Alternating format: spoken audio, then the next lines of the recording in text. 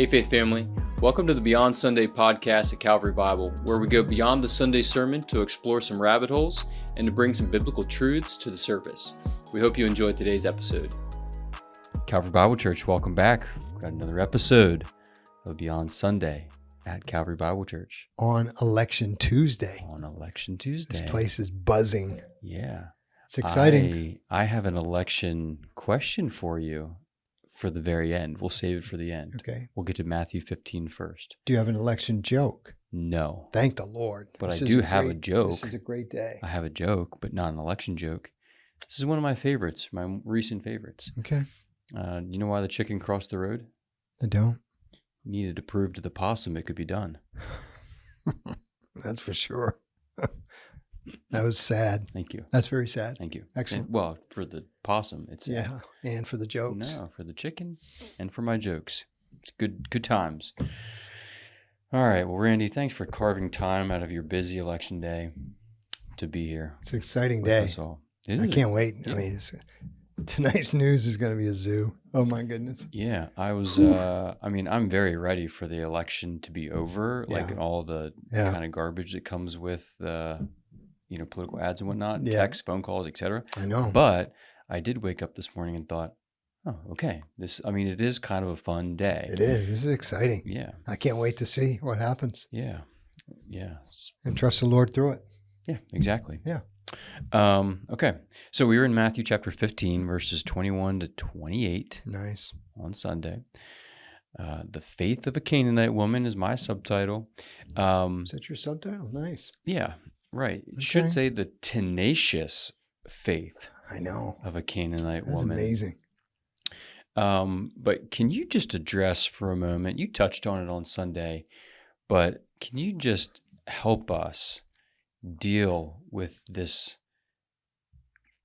I want to be careful with my words here. Mm-hmm. Just Jesus's remark to this woman, which comes across to us as very rude, referring to her indirectly as a dog and directly. Almost. I mean, it was, you're right, indirect because it was kind of a parable, but but still, and even just his initial reaction to like push her away. I mean, that's not the warm, fuzzy, wrap your arms around someone Jesus that we like to think of. So can you help us? I mean, I think probably not, but I want to try though. Okay. So you said kind of why at a baseline reason that, he was there for the house of Israel, right? Yeah. That's what he said. Gentiles were secondary. Yeah. He said that.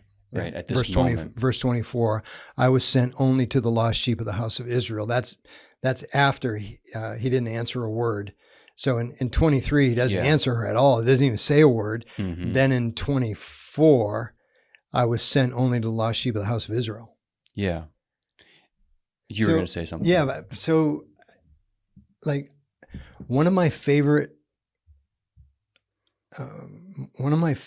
topics that affects biblical interpretation and the way we read the Bible is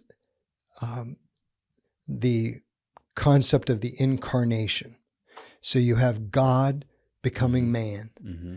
And so there's been a lot written on the fact that the scriptures share that same divine human combination. Yeah. Mm-hmm. Similar. There's the divine author, capital A, little a author, human author, there's that same combination. But what I love about the topic is you're reading a text and Jesus is acting like a first century Jewish man. Mm-hmm. Which is really, it's hard for us sometimes, but he's situated in time and in a culture. And so there's a cultural aspect of what he's saying.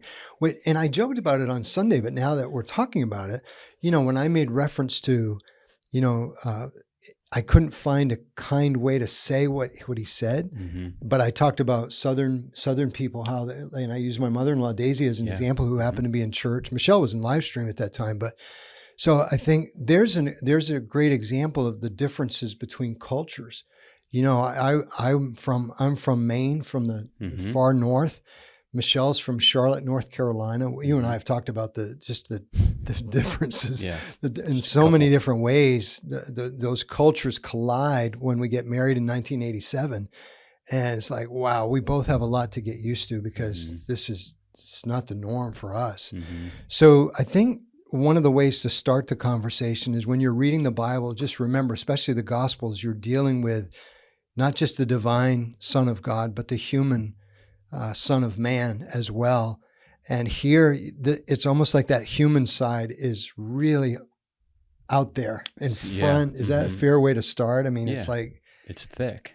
It is, and it's not thick. Kind. I mean, what are you going to do with this? I mean, we know he's not committing a sin by what he said, because that would violate so many things in the scriptures. It would disqualify him from being the Messiah, number one. He could not be the sinless substitute that is accepted by God if he commits a sin with the way in which he's talking to either the religious leaders, which he's not fond of them either. The way he scolds them is not kind. And then, of course, his non-reaction in 23, but he did not answer her a word. And then in 24, I was sent only to lost sheep. And then it gets worse. That's what you were saying. In 26, it is not right to take the children's bread and throw it to the dogs. Yeah. It's like, man. Yeah. So I think for those with high expectations in life or perfectionist kind of tendencies, they read that and think, well, if Jesus was sinless and perfect in that way, gee whiz, this feels like it's crossing a line to me. But what you're saying and what we know is that Jesus didn't sin. So something about what he's doing here is not just sin. Is it cultural? Just the humanity coming out of him in a normal, non-offensive to God, sinful kind of way? I say yes to that, but that doesn't mean that doesn't mean that the way in which Jews talked about Gentiles back then was godly or godlike. It was the norm. So it's really hard to deal with that kind of stuff. Michelle, I remember early on in our relationship, in our marriage, she would say sometimes, she'd read the Gospels and she would go, wow, Jesus is mean sometimes. Yeah. Because of a text. This would be one of those places that she would say that. It just doesn't sound good. Yeah. It's insulting. Yeah. For our ears. Right. Yeah. I'm kind of rehearsing the fruit of the Spirit in my head and, kind of feeling like, does this violate those in some way? But maybe my understanding of just the outworking of the fruit of the Spirit in my life is different than, what is spiritually reality.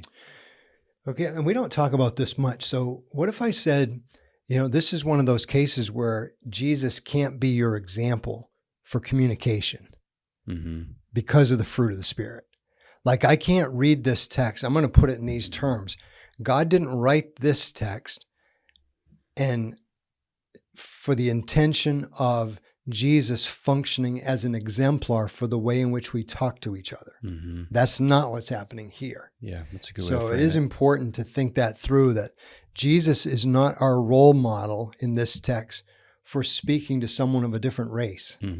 Yeah, that's helpful. With standard cultural, and I'm not even going to go into some of the I won't even go into the examples because they're all racist. Yeah. So we're just, we're not going to do that. So that was particularly helpful for me because I have heard many times, and I've been in college level classes where the teacher says, well, Jesus was the best teacher of all time. And I say, well, what are you basing your, grading system off of? Because he wasn't very effective for a lot of people. Exactly. And so just take that same mindset that, exactly. What are we basing it off of?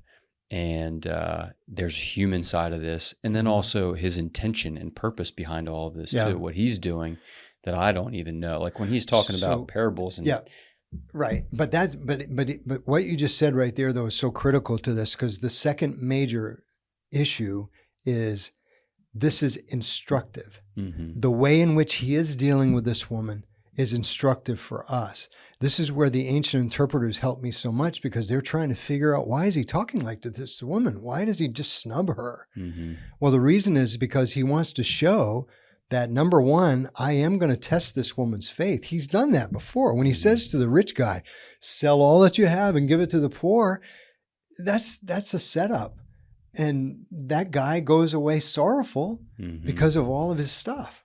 So, Jesus was testing his faith and he failed. In this case, he tests this woman's faith. I'm not to be the judge of how he did it. Yeah. But he tested this woman's faith and the woman comes out, as you said, I should have titled this thing, The Tenacious Faith of that Canaanite Woman, because I think that what is he trying to accomplish in the teaching is important. And especially the part where the ancients said, you realize that what he's showing you is that he can be overcome by faith. Right. And I didn't, I didn't make up the word overcome. So that's not my term, but that's the way the ancient interpreters saw this text. They said, look, she overcomes Jesus by faith, not by force, not by logic, not by wisdom. Yeah. She overcomes him by her faith. And if you don't like the overcome part, well, pick a different way to explain it. Yeah. But that's what happens. As I think I said on Sunday, she beat him at his own game, which is the coolest thing in the world. Mm-hmm. I mean, it's just amazing. Yeah, it is neat. He let her do that. Right. And I didn't read it because I thought, these quotes were good, but I was getting the gist of them in my head. And I thought, Martin Luther said that he was pretending. He used the word pretend, which I thought was genius. I thought, well, what else? He knows how this is going to go. Right. So he's pretending. Was the way. I don't have the quote here. I only have the scripture here, but that quote was to push her to the side. It was pretense. Yeah. It was like, wow, he's pretending. Huh. So it's kind of a cool insight. Yep. Interesting. Now Luther's just doing that because he can't reason any other way. I mean, of course, Jesus knows what he's doing. Right. That's like Augustine saying. Augustine said, Jesus knew that he was going to have his people all over the world. Mm-hmm. So when he says, I'm only sent to the house of Israel, lost sheep of the house of Israel, it's as if Augustine said, well, he knows better than that. Yeah. But in the moment, in that moment, he's in the chronology of Jew first, also to the Greeks. Yeah. Well, that's helpful. That's good. Yeah. So this woman, this Canaanite woman, just displays an incredible faith here that overcomes. So my second question here for you is, in your estimation, what are the things that lessen our tenacity and persistence of faith? Like, what is it that keeps us from having faith like this at times? What are those things in our context that we ought to be on the lookout for that keep us from really having this kind of faith? So I think the first thing is, I may have just touched on it a moment, but maybe not. I think the first thing is, how has God wired you?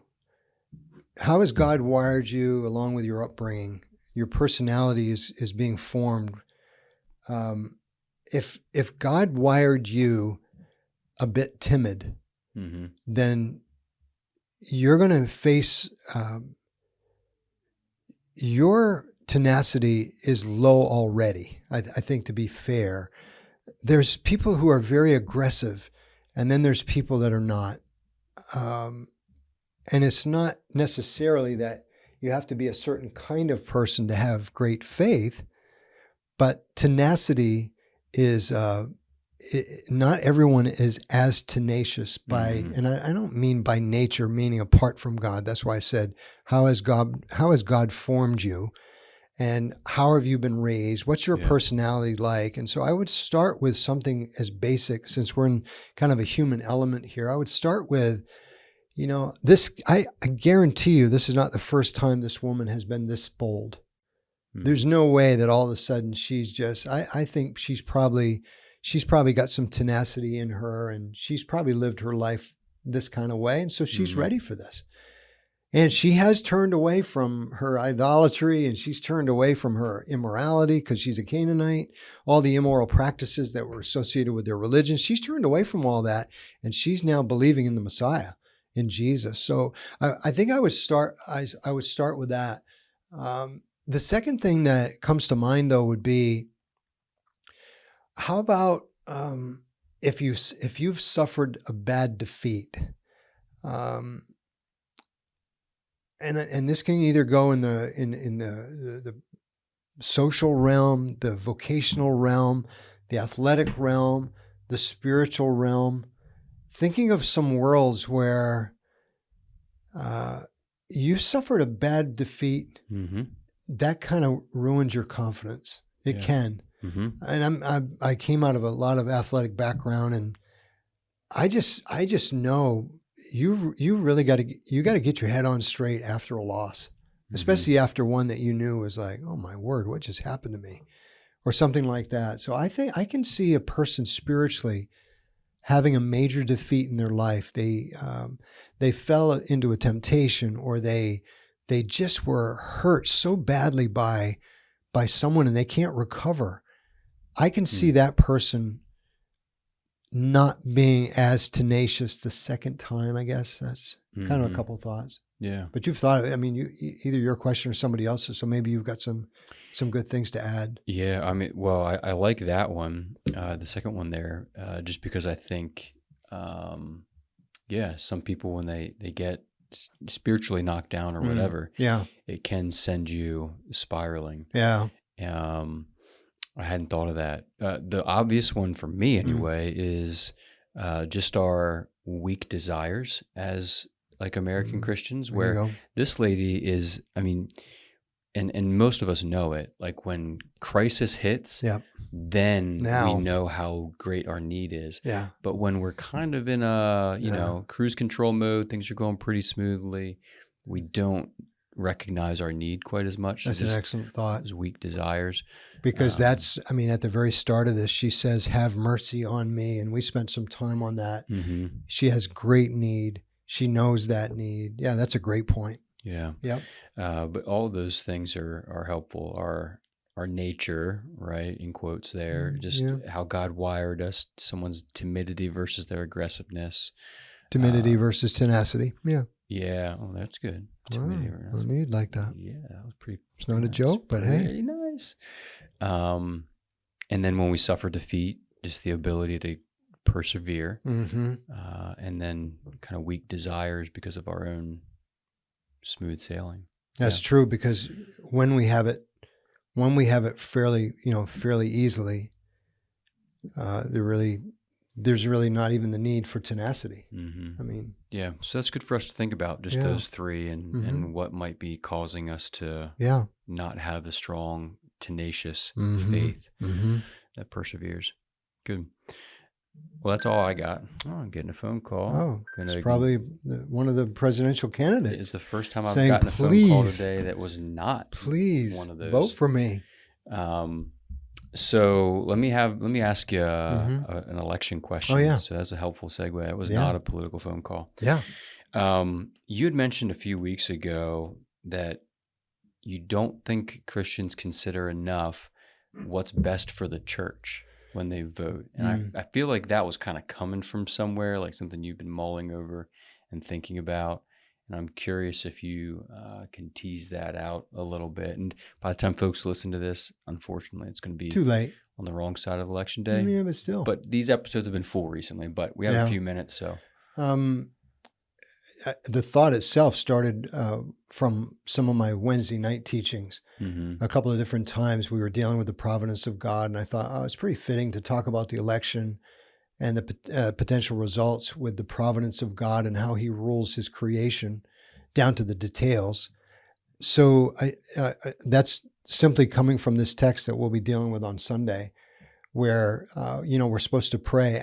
Judd quoted it in that prayer segment. Are we done with those segments? Yeah. We are. Okay. So this coming Sunday, is the first Sunday after the election. And so hopefully the results are in by then.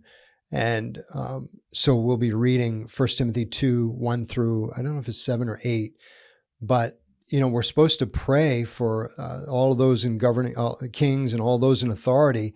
And then it's so that we might live this quiet and peaceful life that's godly and dignified in every way. And then it goes on to say, for this is good in the sight of the Lord and pleasing in his sight, something along those lines. So I think that thought of when we're voting, it's not enough to say which is best for the country, unless you want to do I think it was Michelle was saying to me earlier today, like there's that text that we do on Wednesday night, pray for the welfare of the city. Mm-hmm. Jeremiah. That text, which is really fascinating for God to say that to his people who are in exile. Right. Pray for because it's their my welfare is attached to their welfare, is what he's saying, his people. So it's similar to that. It's like, okay, I think the tendency for conservative Christians is to pray and say, God, please put the person in office that's going to be best for, I don't know if we're thinking about, Lord, put the people in that's going to make the church flourish. Unless we're thinking that a certain type of morality equals the church flourishing. Maybe maybe that would be the way. It's kind of a secondary thought. Mm-hmm. But I think primarily people are not voting thinking about what's best for the church. Can you give me an example of what might be good for the church or best for the church that you might factor in? I think for me personally, I think what would be best for the church is for the country to be led in such a way that, according to this text that we're dealing with on Sunday, if the country leadership could be functioning in such a way that there is basic law and order, let's keep that intact. Because now the church has the opportunity to do its disciple making. Mm-hmm. That doesn't mean that the persecuted church doesn't flourish in some way. Right. But what I said to myself this morning and yesterday, because what's today, Tuesday? So yesterday and this morning I was thinking, I almost always only think of persecution helping the Christians. Right. That's one place my mind went. But there's a whole lot of fallout from persecution.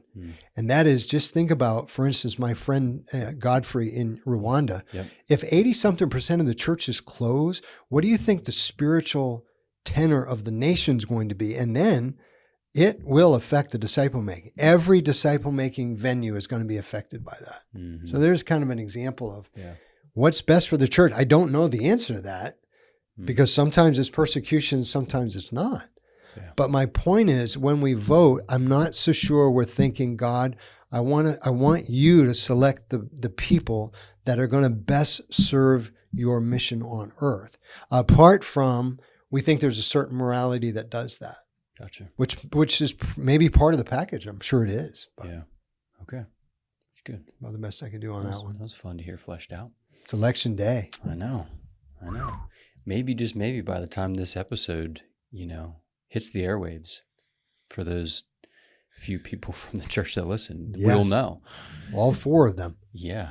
Maybe 5. Well, my mom. Yeah. My mom's one of them. Make it 6. There you go. Good. Okay. I think my mom might listen. Oh. Maybe. She should. I hope. She should. She likes my jokes. She can comment on your jokes, your outfit. Yeah, none of that. That's so cool. None of that. Good. All right. Well, thanks for joining us on the podcast and listening. Anytime you have a question, you can email those into podcast@cbcmj. Do you know, is it .com or .org or? I don't even know what. It's CBC. It's .com, folks. Is that what it is? It's .com. Just all like right, your email let me do address. It. Podcast@cbcmj.com. You got it. That's it? You got it. I mean, you've only heard it 100 times now. Is that the episode? Good. Next time I might just give that to you.